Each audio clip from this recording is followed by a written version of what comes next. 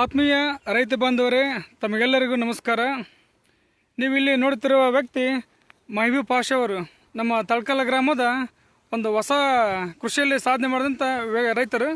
ನೀವು ನೋಡ್ತಾ ಇರ್ಬೋದು, ಇದು ತೊಗರಿ ಹೊಲ, ಇದು ಕುಳೆ ತೊಗರಿ ಬೆಳೆ. ಯಾಕಂದರೆ ಹೋದ ವರ್ಷ ಇವರು ಕಟಾವು ಮಾಡಿಕೊಂಡು ಅರ್ಧಕ್ಕೆ ಬಿಟ್ಟಿದ್ರು. ಬಟ್ ಈ ವರ್ಷ ಹೆಂಗೆ ಬೆಳೆದಪ್ಪ ಅಂದ್ರೆ ಸುಮಾರು 8 ಅಡಿ ಎತ್ತರ ಬೆಳೆದೈತೆ. ಸೊ ಹಾಗಾಗಿ ಇವ್ರನ್ನ ನಾವು ಕೇಳೋಣ. ಸರ್ ನಮಸ್ಕಾರ. ನಮಸ್ಕಾರ ರೈತರೇ, ಸರ್ ಇದನ್ನು ಯಾವ ರೀತಿ ಮಾಡಿದ್ರಿ ನೀವು?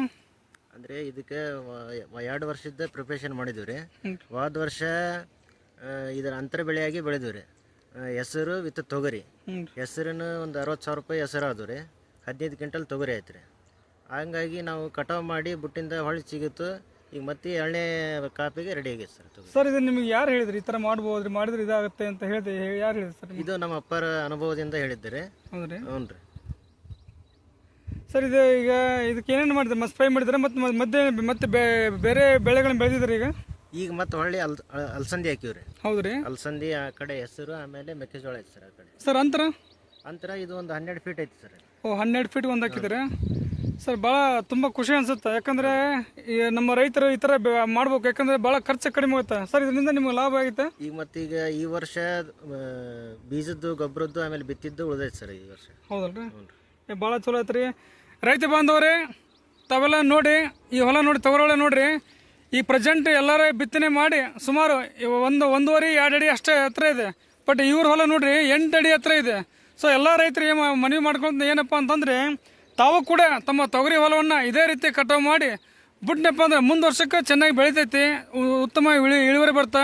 ಈಗ ಈ ಒಂದು ಇದಕ್ಕೆ ನಮ್ಮ KVK ಗಂಗಾವತಿ ಅಂತ ಕೃಷಿ ವಿಜ್ಞಾನಿಗಳಾದಂಥ ಡಾಕ್ಟರ್ ಬದ್ರಿಪ್ರಸಾದ್ ಭೇಟಿ ಕೊಟ್ಟಿದ್ರು. ಅವ್ರು ಹೇಳಿದರು, ಇದು ಸುಮಾರು 10ರಿಂದ 15 ವರ್ಷ ಈ ರೀತಿ ಮಾಡೋದ್ರಿಂದ ಇಳುವರಿ ಕೊಡುತ್ತಾ.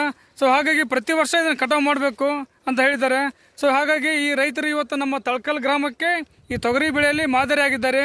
ಸೊ ನಾವು ಮುಂದಿನ ದಿನಮಾನಗಳಲ್ಲಿ ಕೂಡ ರೈತರು ಇದನ್ನೇ ಪಾಲನೆ ಮಾಡೋಣ. ಯಾಕಂತಂದರೆ ಈ ವರ್ಷ ನಮ್ಮ ಭಾಗದಲ್ಲಿ ಅತಿ ಹೆಚ್ಚು ತೊಗರಿ ಬೆಳೆಯನ್ನು ಬೆಳೆದಿದ್ದಾರೆ. ಸೊ ಹಾಗಾಗಿ ರೈತರು ಈ ರೀತಿ ಮಾಡೋದ್ರಿಂದ ಅವ್ರಿಗೆ ಖರ್ಚು ಕಡಿಮೆ ಆಗುತ್ತಾ, ಬೀಜ ಕಡಿಮೆ ತೊಗೊಳೋದಕ್ಕೆ ಕಡಿಮೆ ಆಗುತ್ತಾ, ಬಿತ್ತನೆ ಖರ್ಚು ಕಡಿಮೆ ಆಗುತ್ತಾ. ಸೊ ಮತ್ತು ಇದನ್ನು ಏನೋ ಸಿಂಪಡಣೆ ಔಷಧ ಸಿಂಪಡಣೆ ಮಾಡೋದು ಭಾಳ ಕಡಿಮೆ ಆಗುತ್ತಾ.